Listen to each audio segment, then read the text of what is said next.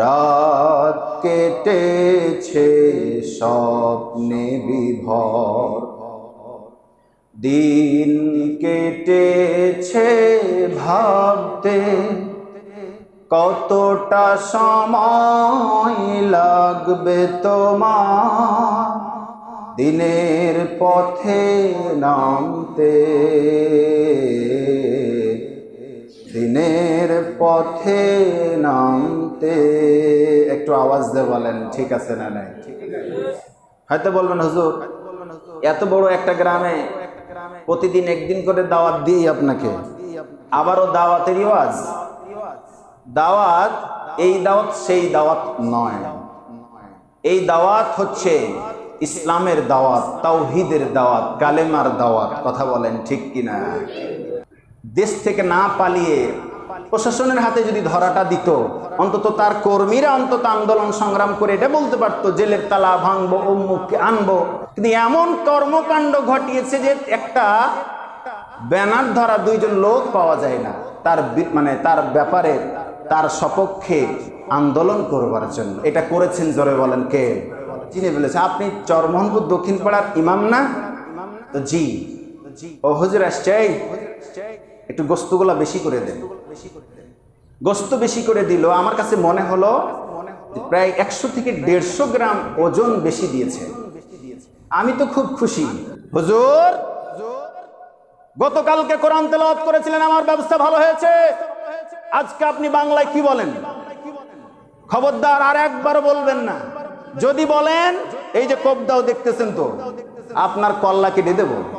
সূর্য আল্লাহর হুকুম মানে, বাতাস আল্লাহর হুকুম মানে, চন্দ্র আল্লাহর হুকুম মানে, তারপরে গ্রহ নক্ষত্র সব কিছু আল্লাহর হুকুম মানে। সে আল্লাহকে স্মরণ করে যখন খুতবায় বলা হবে আলালাহুল খলকু আল আম, সৃষ্টি যার বিধান চলবে তার, সৃষ্টি জোরে বলেন তো কার? আল্লাহর। ওই তারই বিধান অনুযায়ী সমাজ চলবে, রাষ্ট্র চলবে, পরিবার চলবে, গোটা বিশ্ব চলবে আল্লাহর হুকুম মতো। এই কথাগুলোই যখন খুতবাতে দাঁড়িয়ে বলবো, তখনই অনেক মুসল্লি বলবে হুজুর রাজনীতি করছে। কথা বলেন ঠিক কিনা? রাত কেটেছে স্বপ্নে বিভোর, দিন কেটেছে ভাবতে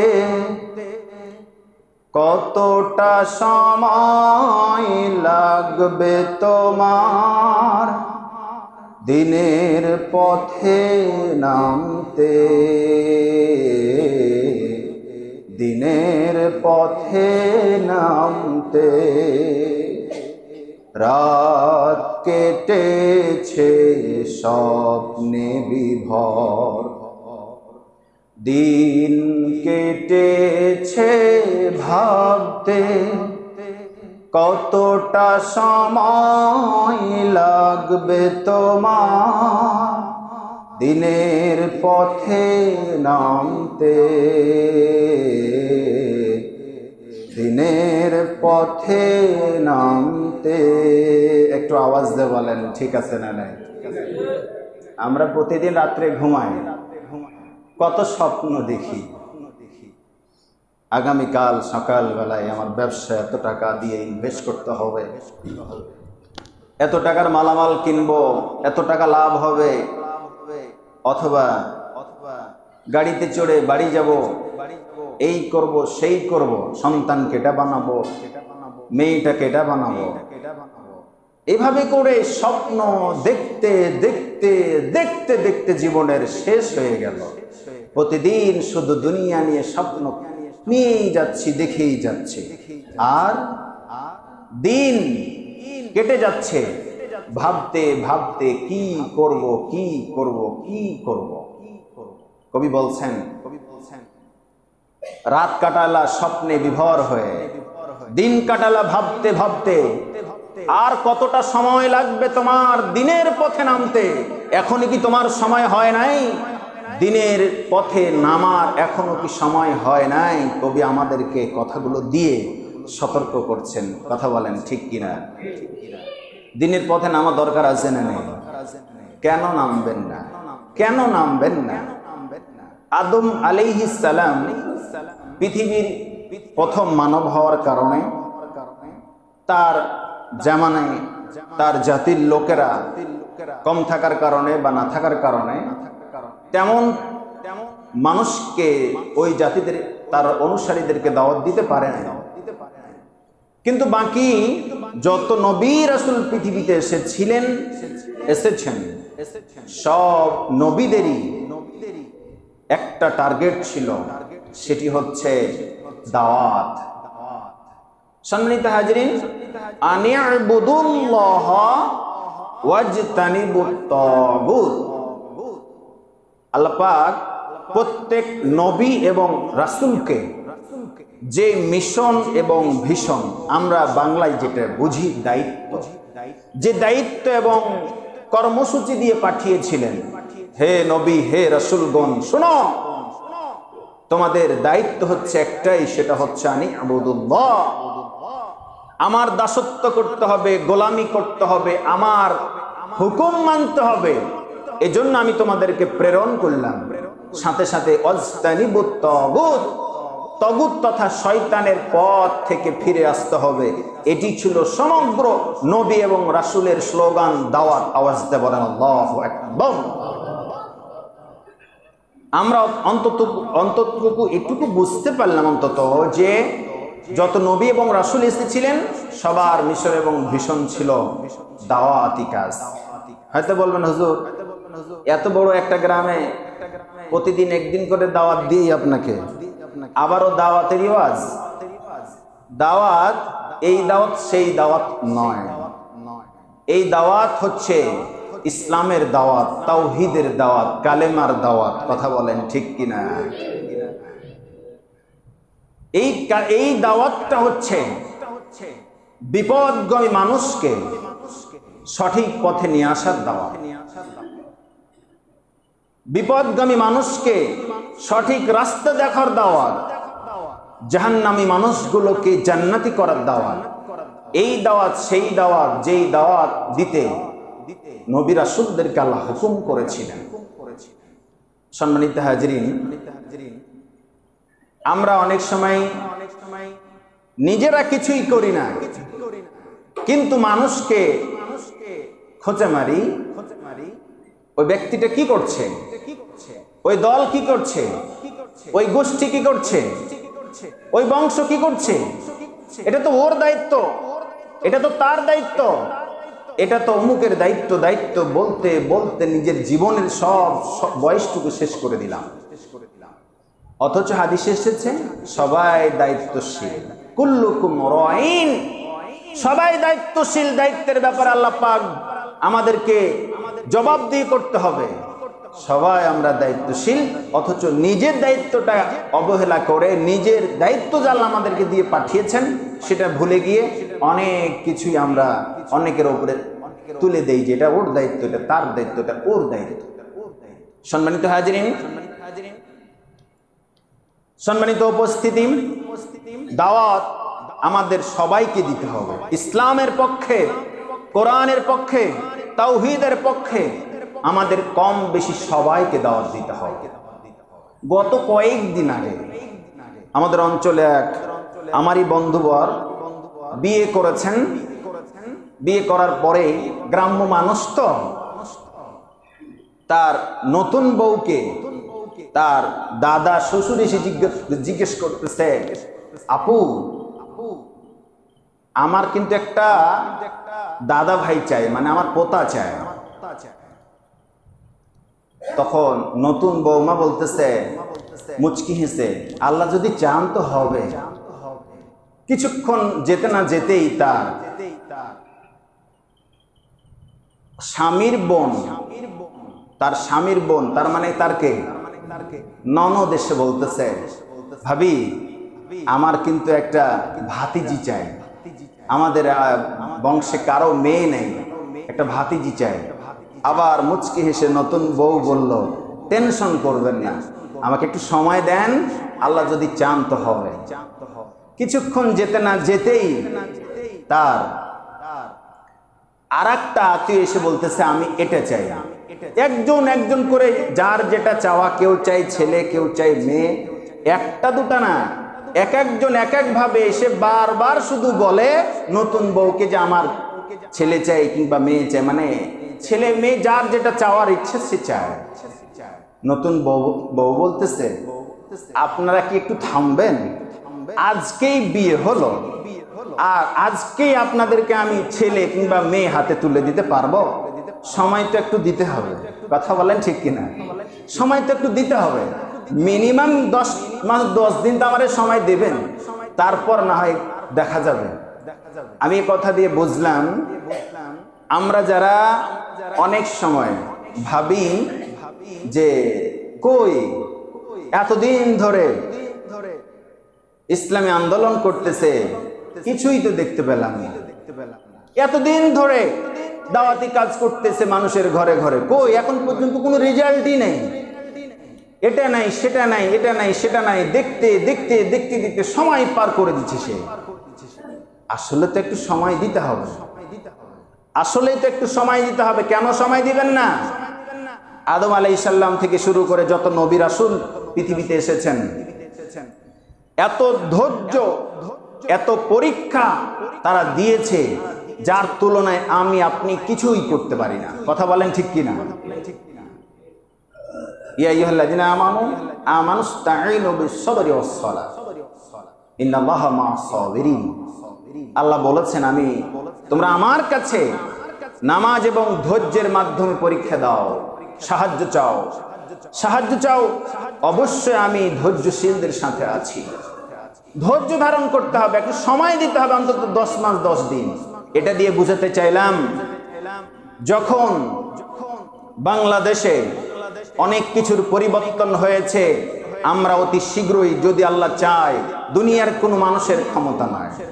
আমরা একটা বছর আগে এটা দেখেছিলাম যে এমন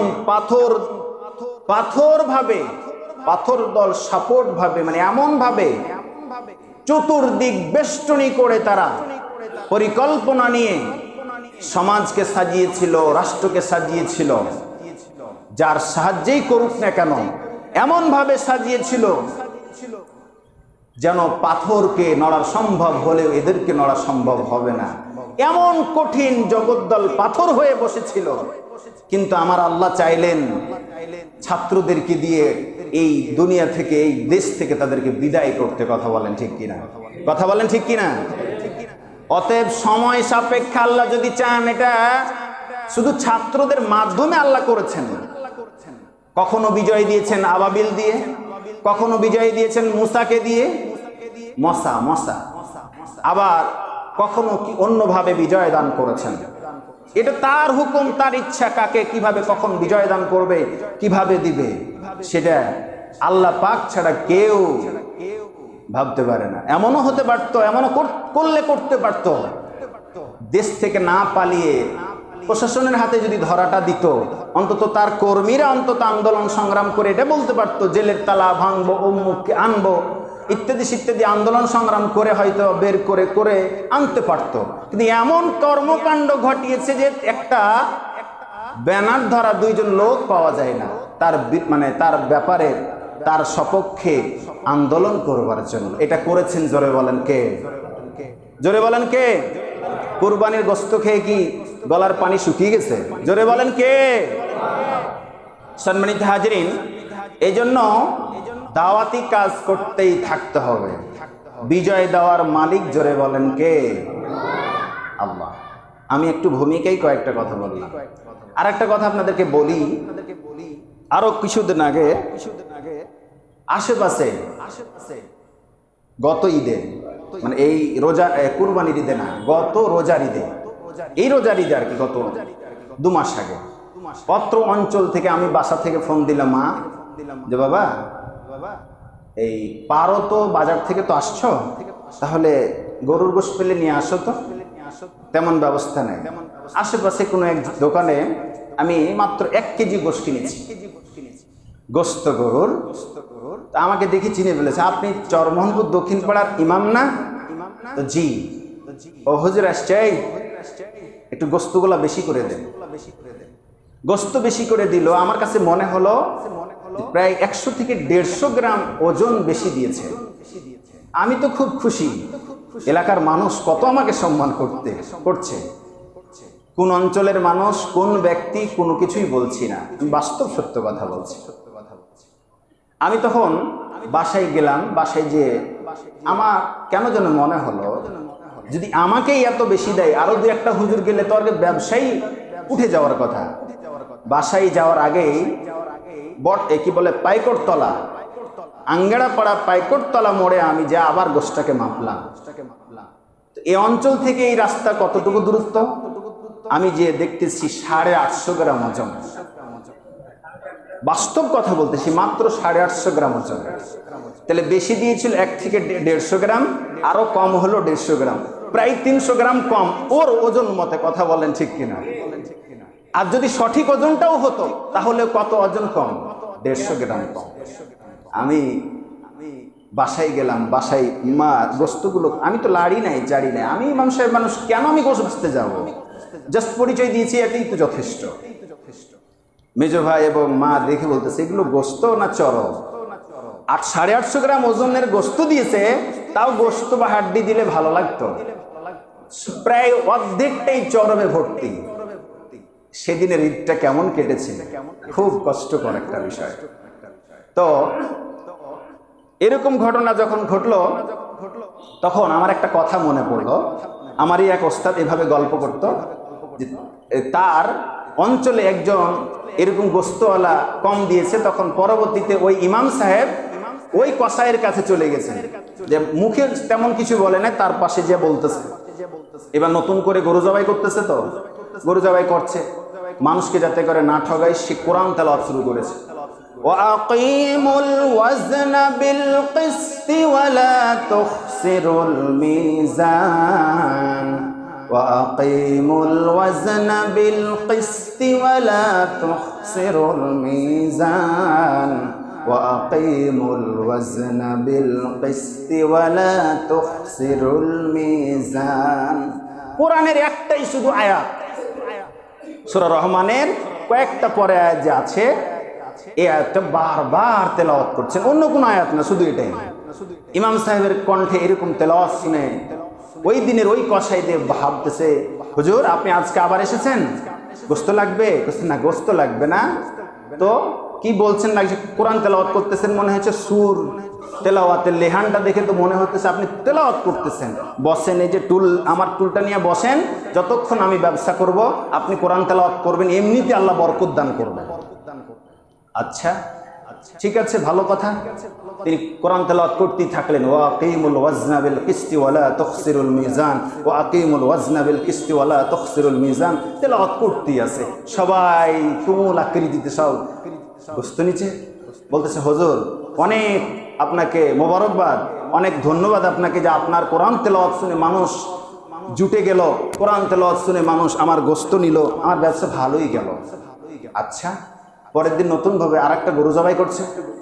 গরু জবাই করার পরে গতকালকে যে তেলাওয়াত করেছিলেন ওয়াকিমুল ওয়াজনা বিল কিসতি ওয়ালা তুখসিরুল মিজান, আজকে তিনি ভাবলেন গতকাল সারা দিন, মানে যতক্ষণ গরু গোস্ত বিক্রি হলো ততক্ষণ পর্যন্ত তেলাওয়াত করলাম, কিন্তু আমার মনে হয় কেউ কিছু বুঝে নেয়, আজকে ওটার বাংলা বলবো, ওই কথাটার ওই আয়াতটার শুধু বাংলা বলবো। ঠিক আছে, এই নিয়ত করে আবার হুজুর গেছে। হুজুর বসেন, আপনার কোরআন তেলাওয়াতের বরকত আছে, বসেন, আমার ব্যবসা ভালোই চলে। এবার বলতেছেন, তোমরা ওজনে কম দিও না, মানদণ্ডে কম দিও না, ওজনে কম দিও না, ওজনে কম দিও না। যখন ওজন কায়েম করো, সঠিক ওজন কায়েম করো, ওজনে কম দিও না, মানদণ্ডে কম দিও না, তোমরা সঠিক ওজনটা কায়েম করো, কখনোই ওজনে কম দিও না। বারবার বারবার বাংলাতে এই কথাটা বলতেই থাকছেন। হঠাৎ করে ওই কসাই চিন্তা করতেছে, হুজুর আজকে কি বলে, দেখতেছেন সঠিক ওজন কায়েম করো, ওজনে কম দিও না, মানদণ্ডে কম দিও না, ওজনে কম দিও না, বারবার যখন বলতেছে, বলেন তো ওই লোকটা বাংলাদেশি হওয়ার কারণে বাংলা ভাষা বুঝে কিনা? কথা বলেন, বুঝে কিনা? বুঝে ফেললো।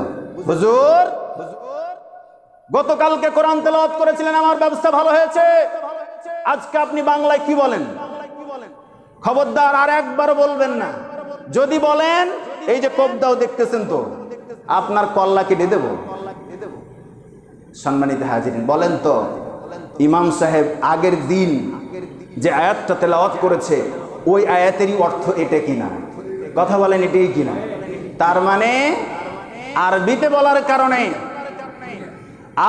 বলার কারণে সে সেটাকে কোরআন তেলাওয়াত মনে করে কিছুই মনে করে নাই। ওটারই যে বাংলা অর্থ ওজন কায়েম করো, ওজনে কম দিও না, মানদণ্ডে কম দিও না, এটা যখন বলতে গেল তখন তিনি হয়ে গেলেন পরীক্ষার শিকার, তখন হয়ে গেলেন নির্যাতিত নিপীড়িত। কথা বলেন ঠিক কিনা? আসতে বলেন, জোরে বলেন, কথা ঠিক কিনা? এবার বাংলাদেশে আছেন, এই মসজিদেই মাগরিবের তেলাওয়াত আসতে না জোরে? কথা না বললে বুঝিবে, জোরে না আসতে? এশারে নামাজের কেরাত জোরে না আসতে? ফজরে নামাজের তেলাওয়াত জোরে না আসতে? জোহরের নামাজের তেলাওয়াত জোরে না আসতে? আসরে নামাজের তেলাওয়াত জোরে না আসতে? সম্মানিত হাজিরিন, মাগরিবের নামাজে ইমাম সাহেব যেখান থেকেই তেলাওয়াত করুক এমন মুসল্লি আমরা হয়েছি, আল্লাহ মাফ করুন না, তার ভিতরে যে কি অর্থ আছে সেটা আমরা বুঝি না, এটাই সত্য কথা। কথা বলেন ঠিক কিনা? এটা স্বীকার করতে আমাদের দ্বিমত নেই। আমাদের কোরআনের সাথে রিলেশন কম, গভীর সম্পর্কটা কম থাকার কারণে কয়েকজন মুসল্লি বাদে ইদানিং তৈরি হচ্ছে নতুন নতুন ছাত্ররা, তারা কোরআন হেফজও করবে, তাফসিরও পড়বে, ব্যাখ্যাও করবে, অর্থও পড়বে। বলেন আলহামদুলিল্লাহ। এশারে নামাজে তেলাওয়াত হলো কি, আমরা মুসল্লি হিসেবে তেমন কিছু বুঝলাম না। ফজরে কি তেলাওয়াত হলো, তেমন কিছু বুঝলাম না। কথা বলেন ঠিক কিনা? সম্মানিত হাজিরিন, ওই ইমাম সাহেব যদি মাগরিবের তেলাওয়াতটা পরের জুমায় খুতবায় অর্থটা শুধু বলেন, আন আকিমুদ্দিন, তোমরা দিন প্রতিষ্ঠা করো,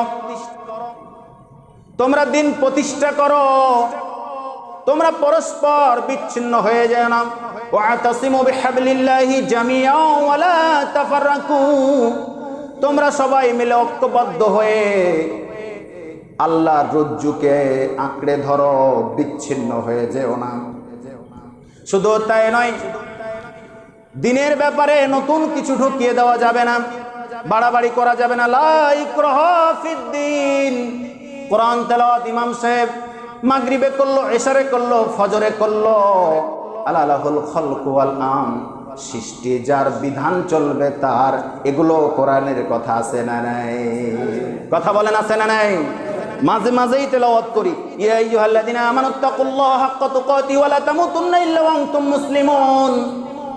তেলাওয়াত করলাম, বুঝতে না পারার কারণে আপনারা কিছুই বুঝলেন না, অথচ আমি ইতিমধ্যে তেলাওয়াত করেছি কেরাতে, হে ইমানদারগণ তোমরা প্রকৃত আল্লাহকে ভয় করো, ভয় করার মতো ভয় করো, আর মুসলমান না হয়ে মৃত্যুবরণ করিও না। আল্লাহ মুসলমান না হয়ে মৃত্যুবরণ করতে নিষেধ করছেন। তারপরে আয়াত আল্লাহ পাক বলতেছেন, ওয়াতাসিমু বিহাবলিল্লাহি জামিআন ওয়া লা তাফাররাকু, তোমরা ঐক্যবদ্ধ হয়ে কোরআনের রজ্জুকে আঁকড়ে ধরো, বিচ্ছিন্ন হয়ে যেও না। এভাবে করে কোরআন কারীম তেলাওয়াত করলাম, অর্থটা খুতবায় বলার কারণে যখনই বলবো এই জমিনটা, জোরে বলেন কার? আরো জোরে বলতে হবে কার? এই সূর্য কার, চন্দ্র কার, বাতাস কার হুকুম মানে? সূর্য আল্লাহর হুকুম মানে, বাতাস আল্লাহর হুকুম মানে, চন্দ্র আল্লাহর হুকুম মানে, তারপরে গ্রহ নক্ষত্র সব কিছু আল্লাহর হুকুম মানে।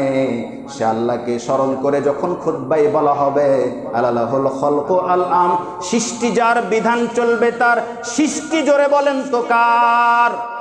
আল্লাহর। ওই তারই বিধান অনুযায়ী সমাজ চলবে, রাষ্ট্র চলবে, পরিবার চলবে, গোটা বিশ্ব চলবে আল্লাহর হুকুম মতো। এই কথাগুলোই যখন খুতবাতে দাঁড়িয়ে বলবো তখনই অনেক মুসল্লি বলবে হুজুর রাজনীতি করছে। কথা বলেন ঠিক কিনা? এতক্ষণ একটু আগেই মাগরিবে তেলাওয়াত করলাম যে আয়াতগুলো, সেগুলোরই অর্থ যখন বললাম তখনই হয়ে গেলাম আমি দোষী। কথা বলেন ঠিক কিনা? সম্মানিত হাজিরিন, আমাদের অবস্থা তাহলে ওই কসাইয়ের মতো, কোরআন তেলাওয়াত শুধু শুনতে চায় কিন্তু বাংলা তাফসির শুনতে চায় না। এবার পুরো এরিয়া ভূমিকা দেওয়া, মানে ভূমিকা বলতে এগুলোও আলোচনা, এটা মনে করবো না যে ভূমিকা, শুধুমাত্র আমি স্টার্টটা এভাবে শুরু করতে চাই। সম্মানিত হাজিরিন, আমি কয়েকটা জুমা শুধু দাওয়াতের উপরে আলোচনা করতে চাচ্ছি, এজন্যই যে এই পৃথিবীতে একটা নবী রাসূলকে আল্লাহ বাদ দেন নাই দাওয়াতি কাজ করতে। সুবহানাল্লাহ, আসতে বলুন।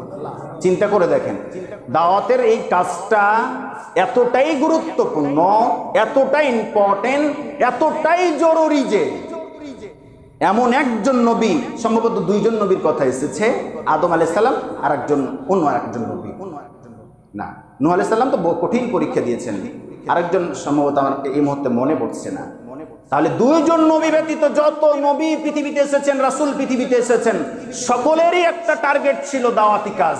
শুধু তার কওমকে, জাতির লোকদেরকে দাওয়াতি কাজ করে করে তাওহীদ বুঝাবেন, একাত্মবাদ আল্লাহর দ্বীনের কথা বুঝাইছেন।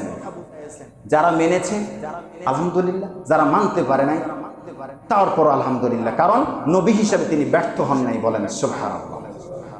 আমরা এই বয়সে এসে স্বাধীনতার অনেক বছর পর, বাংলাদেশ স্বাধীন হওয়ার অনেক বছর পর আমরা এখন অবস্থান করছি, এখনো আমরা আমাদের মেমোরিতে এটাই ঢুকাতে পারলাম না, কোরআন ছাড়া কোনো গতি নাই, ইসলাম ছাড়া কোনো গতি নাই, কোরআন হাদিস ছাড়া কোনো গতি নাই। কথা বলেন ঠিক কিনা? ইসলাম ছাড়া, কোরআন ছাড়া, হাদিস ছাড়া মানুষকে মুক্তি, শান্তি, নিরাপত্তা দিতে পারে না। এটা আমরা বুঝাইতে পারলাম না আমাদের ব্রেনে।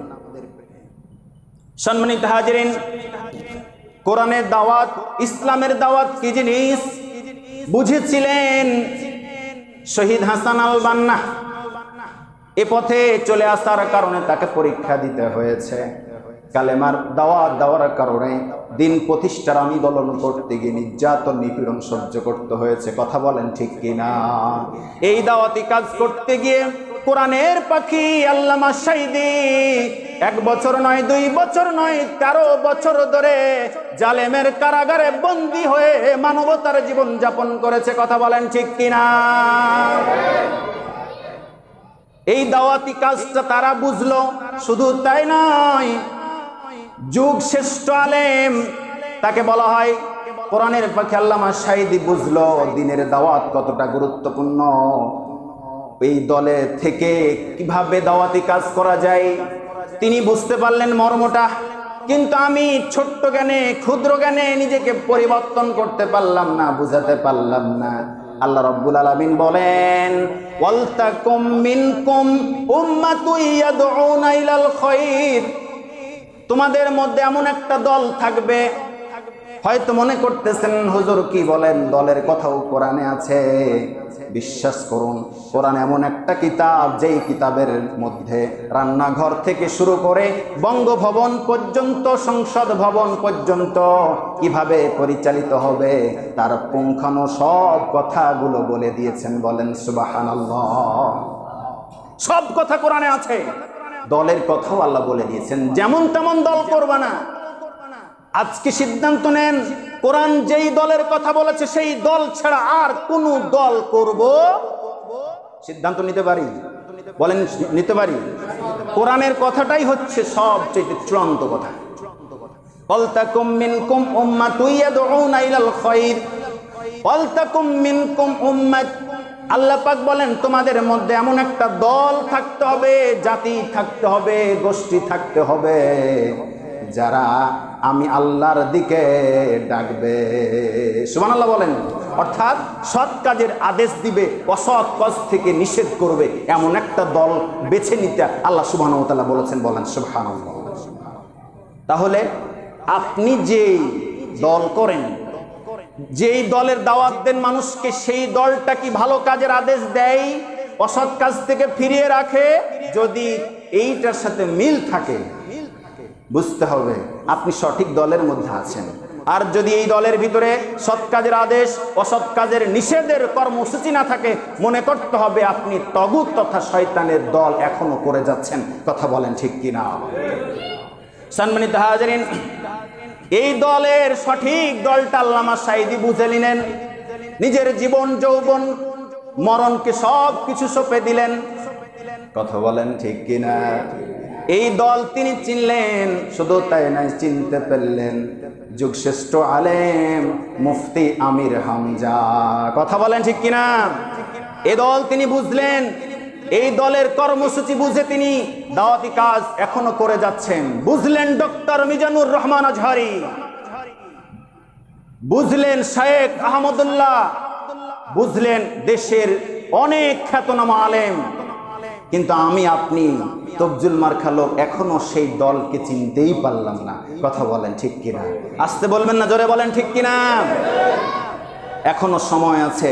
নবীদের মিশন এবং ভিশনের সঙ্গে মিলিয়ে তাদের যেহেতু কাজ ছিল আল্লাহর পথে ডাকা, দাওয়াত দেওয়া, আল্লাহর পথে মানুষকে ডাকা, যেহেতু এটা তাদের কর্মসূচি ছিল, সেক্ষেত্রে আমাদেরকে অবশ্যই গ্রহণ করতে হবে। এবার চলুন, আমি প্রথমে যে আয়াতটা তেলাওয়াত করেছি সূরা হামিম সেজদার 33 নম্বর আয়াত। কষ্ট যদি না হয়, অনেক কথাই তো বললাম, একটু বাড়িতে মিলান না কথাগুলো।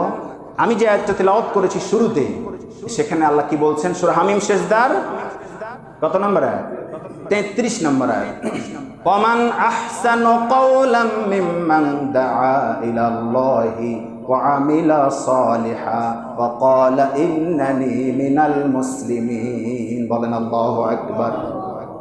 আল্লাহ পাক বলছেন, ওয়ামান আহসানু কাওলাম মিম্মান দাআ ইলাল্লাহ। তোমাদের মধ্যে এমন একটা দল থাকতে হবে, একটু আগে যেটা বললাম, ওমান আহসানু কওলান, তার চাইতে উত্তম কথা, তার চাইতে ভালো কথা, তার চাইতে উত্তম কথা আর কার হতে পারে? যে ব্যক্তি আল্লাহর দিকে মানুষকে ডাকে। বলেন সুবহানাল্লাহ। তার কথার চাইতে আর কার কথা উত্তম হতে পারে, ভালো হতে পারে? যে মানুষকে আল্লাহর দিকে ডাকে এবং বলে আমি একজন মুসলমানদের অন্তর্ভুক্ত। বলেন সুবহানাল্লাহ। আপনি মানুষকে ভালোর দিকে ডাকবেন, গর্ব করে বলবেন আমি একজন মুসলিম দলের নেতা, মুসলিম দলের কর্মী, মুসলিম দলের অনুসারী, এটা আপনি বলবেন গর্বের সাথে। বলেন আল্লাহু আকবার। অথচ জীবন শেষ চলে গেল, আপনি সঠিক মুসলিম দলটাই চিনতে পারলাম। তাহলে আজকে আমরা যেটা ফাইনাল দল হিসাবে বাছাই করলাম আল্লাহর পক্ষ থেকে, সেই দলের নাম হচ্ছে মুসলিম দল। এত বলবেন হুজুর মুসলিম দল কি বাংলাদেশে আছে? মুসলিম কাকে বলে একটু ব্যাখ্যা দেই। মুসলিম মানে আত্মসমর্পণকারী। আত্মসমর্পণকারী কারা? যারা আল্লাহর আদেশ এবং নিষেধের কাছে সব কিছুকে মানে মেনে নিয়েছে, তারাই হচ্ছে মুসলিম। বলেন সুবহানাল্লাহ। এখন কারা বেছে নিয়েছে? আপনি বেছে নিলে আপনি ভালো, আর কেউ যদি বেছে নেয় আর কেউ ভালো। এক কথা আল্লাহ পাকের পক্ষ থেকে চূড়ান্ত কথা হচ্ছে, মুসলিম নিজেকে বলার মতো দল আপনাকে করতে হবে, এটা আমার কথা নয়, আল্লাহ সুবহানাহু ওয়া তাআলা বলেছেন। সম্মানিত হাজিরিন, ইব্রাহিম আলাইহিস সালাম তার জীবনী থেকে কয়েকটা শিক্ষা নিয়ে আপনাদেরকে বলি। ইব্রাহিম আলাইহিস সালাম ভালো করে একটু মাথা খাটান। আমরা যে ফ্যামিলিতে পরিবারে জন্মগ্রহণ করেছি, বলেন তো সকলের পরিবারটা মুশরিক নাকি মুসলিম? মুসলিম। মুসলিম পরিবার হওয়ার কারণে জন্মগ্রহণ করার পরেই আমরা শিখেছি আল্লাহ ডাক। কথা বলেন ঠিক কিনা? জন্মগ্রহণ করার সাথে সাথে ওই দিনই শুনেছি আল্লাহু আকবার, আল্লাহু আকবার, আল্লাহু আকবার, আল্লাহু আকবার, আশহাদু আল্লা ইলাহা ইল্লাল্লাহ। বলেন আল্লাহু আকবার। আজান দিয়েছিল না দেয় নাই? কথা বলেন, দিয়েছিল না দেয় নাই? তার মানে আমি জন্মগ্রহণ করার পরেই কেউ না কেউ আজান দিয়েছিল কানে। তার মানে আমার জন্মটাই হয়েছে মুসলমানের ঘরে। কিন্তু নবী ইব্রাহিম আমাদের জাতির পিতা, ইব্রাহিম আলাইহিস সালামের জন্মটা আমাদের মতো পরিবারে গ্রহণ করেন নাই। চতুর্দিকে মূর্তি পূজা, মূর্তি পূজক চতুর্দিকে, একজন মুসলিম ছিল না। চতুর্দিকে মুশরিক দিয়ে ভরা সমাজ, গোটা রাষ্ট্র। নবী আল্লাহর নবী ইব্রাহিম আলাইহিস সালাম মুশরিকের ঘরে জন্ম লাভ করলেন। বলেন সুবহানাল্লাহ। কি পরীক্ষা তার শুরু হলো। ইব্রাহিম আলাইহিস সালাম জন্মগ্রহণ করার কিছুদিন পরেই, লালিত পালিত হওয়ার পরেই যখন একটু বুঝাশুরা শিখেছে, তখন চতুর্দিকের মানুষদেরকে তাকিয়ে দেখে কেউ চন্দ্রের পূজা করে, কেউ সূর্যের পূজা করে, নাউজুবিল্লাহ কালকে বললাম, কেউ তারকার পূজা করে, কেউ পাথরের পূজা করে, কেউ আগুনের পূজা করে, এক একজন এক একটা পূজার সাথে জড়িত। নাউজুবিল্লাহ বলেন। সর্বপ্রথম আব্বাকে গিয়ে বলেন, আব্বা আল্লাহ কোরআন বলছে কুআনফুসাকুম, আগে নিজে জাহান্নামের আগুন থেকে বাঁচো, কুআনফুসাকুম ওয়া আহলিকুম নারা, আহাল পরিবারকে জাহান্নামের আগুন থেকে বাঁচাও। যেহেতু আমার আব্বাই প্রথমে দেখতেছি মূর্তি পূজার সর্দার হয়ে আছে, আব্বাকে কি বলছে, আব্বা এই মূর্তি পূজা চলবে না, কারণ যেই মূর্তি পূজার আপনি করেন এবং বিক্রি করেন, সেই মূর্তি পূজা আমাদের ভাগ্যের পরিবর্তন করতে পারবে না। বলতেছে, বাবা খবরদার আর একবারও এই কথা বলবা না আমার সঙ্গে, যদি বলো নমরুদ রাষ্ট্রপ্রধান, আমি তার একটা মন্ত্রীর দায়িত্বে আছি, পূজা বানিয়ে সেল করার দায়িত্ব আমার নাকি মন্ত্রী। নাউজুবিল্লাহ বলেন, আমি একটা মন্ত্রীর দায়িত্ব পালন করতেছি, এই মুহূর্তে কথা যদি প্রাইম মিনিস্টার অর্থাৎ প্রধানমন্ত্রী জানতে পারে, আমার চাকরি থাকবে না বাবা। নাউজুবিল্লাহ বলেন। আমরা আগামী দিন দাওয়াতের উপর আরো তত্ত্ববহুল আলোচনা শুনব। নবীদের দাওয়াত কেমন ছিল, সাহাবীদের দাওয়াত কেমন ছিল, তাবিঈদের দাওয়াত কেমন ছিল, আমাদের দাওয়াত কেমন, বর্তমানের সঙ্গে অতীতের মিল রেখেই প্রত্যেকটি কথা হবে, একটা কথাও বানিয়ে বলা হবে না ইনশাআল্লাহ। আমরা শেষ করলাম, নবী ইব্রাহিম আলাইহিস সালাম মুশরিকদের ঘরে জন্মগ্রহণ করলেন, কিন্তু তিনি কাউকে পরোয়া না করে, ভয় না করে এক এক করে পরিবারকে দাওয়াতি কাজ শুরু করলেন। বলেন সুবহানাল্লাহ। তা এই থেকে যদি আগামী দিন শুরু করি, তাহলে আপনি যদি 1:15টার সময় আসেন, তাহলে কি গোড়া ধরতে পারবেন? পারবেন না। তাহলে আসতে হবে কখন? আজানের আগেই আসার চেষ্টা করবেন। আসবেন না কেন? শুধু কি আমি আপনাকে ডাকতেছি, আল্লাহ নিজেও আপনাকে ডাকতেছে। সুবহানাল্লাহ বলি, ইয়া আইয়ুহাল্লাযিনা আমানু, সবাই ঈমানদারকে লক্ষ্য করে আল্লাহ নিজেই বলতেছেন। আল্লাহ তার রহমতের চাদরটা বিছিয়ে দিয়ে ঈমানদারদেরকে সুকৌশলে ডাকতেছেন, ইয়া আইয়ুহাল্লাযিনা আমানু, হে ঈমানদার আমার বান্দারা শুনো, ভালো করে শোনো। ইযা নুদিয়া লিস-সালাতি মিন ইয়াউমিল জুমআ, যখন জুমার নামাজের আজান দেওয়া হয়, তখন আর বসে থেকো না, সবাই মসজিদের দিকে ধাপিত হও। বলেন সুবহানাল্লাহ। তাহলে আমি না, আল্লাহ স্বয়ং ডাকতেছে আপনাকে। তাহলে আল্লাহর দাওয়াত প্রত্যাখ্যান করে আমরা কি পরে আসবো না আগে আসবো? আর নেকি তো আগে আসলে অনেক বেশি। এগুলোর হাদিস কোরআন বলতে বলতে মুখের ফেনা উড়ে গেল, আবারও বলবো, সমস্যা না, আপত্তি নেই। কিন্তু বারবার আমি আপনাদেরকে যে কথা বুঝাতে চাচ্ছি সেটা হলো, আমাদের আমলটাই হচ্ছে না, ত্রুটি থেকে যাচ্ছে, আগে আসতে পারতেছি না। এতবার বললাম আগে আসার গুরুত্ব অনেক, তারপরও কেন যেন আমরা আসতে পারতেছি না। আল্লাহ আমাদের সবাইকে জুমার প্রথম কাতারে সবাইকে যেন কবুল করেন, আশেপাশে যেন আগে প্রথম কাতার ভর্তি করে বসার তৌফিক দান করেন। আমরা সবাই বলি আল্লাহুম্মা আমিন। আলহামদুলিল্লাহি রাব্বিল আলামিন। সম্মানিত হাজিরিন, কুরবানির ঈদ আমরা কাটালাম। কুরবানির শিক্ষাই হচ্ছে আমাদেরকে ইব্রাহিম আলাইহিস সালামের কাছ থেকে শিক্ষা, যিনি কখনো পরীক্ষায় হারেননি। তিনি মন গড়িয়ে বলেন নাই, আল্লাহ আমার কাছে এই পরীক্ষাটা একটু কঠিন মনে হচ্ছে, একটু সহজ করে পেশ করেন। এরকম কি বলেছিলেন? বলেন, কুরবানির শিক্ষা হচ্ছে এটাই, আমার জীবন, আমার মরণ, আমার বেঁচে থাকা, মরে যাওয়া, আমার নামাজ, আমার কুরবানি সব কিছু আল্লাহর জন্য নিবেদিত করতে হবে। আমার জীবন, যৌবন, অর্থ, সম্পদ, সন্তান, সন্ততি সব কিছুকেই আল্লাহ রাহে উৎসর্গ করতে হবে। এটাই হচ্ছে কুরবানির শিক্ষা। তাহলে কুরবানি অনেকগুলো শিক্ষার মধ্যে একটা শিক্ষা, সেটা হচ্ছে দাওয়াতি কাজ করা। দাওয়াতি কাজ করা, মানুষদেরকে দাওয়াত দেওয়া, ইসলামের ছায়াতলে ডাকা। আল্লাহ আমাদেরকে কবুল করুন, বলেন আমিন। আলহামদুলিল্লাহি রাব্বিল আলামিন।